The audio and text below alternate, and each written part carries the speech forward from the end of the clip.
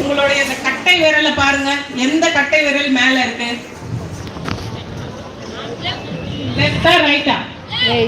யாருக்கெல்லாம் லெஃப்ட் கை தூக்குங்க. யாரோட கட்டை விரல் லெஃப்ட்ல இருந்துச்சு? இப்படி பண்ணும்போது யாருக்கு லெஃப்டா? ஓகே, நீங்க எல்லாருமே வந்து காப்பி கேட்ஸ். என்ன கேட்ஸ்? Copy cats. ஏன்னா சொல்றத சொன்ன மாதிரி அப்படியே கிளிப்புள்ளையா பண்ணிடுவீங்க. அங்க ஒரு புள்ளி கிளி கூட மாறாது. அப்படியே காப்பி அடிச்சு அப்படியே எழுதி 100க்கு 100 வாங்கிடுவீங்க. ஓகே, அடுத்து ரைட் யாருக்கெல்லாம் மேல வந்துச்சு? அவங்க என்ன கேட்டுன்னு தெரியணும்ல.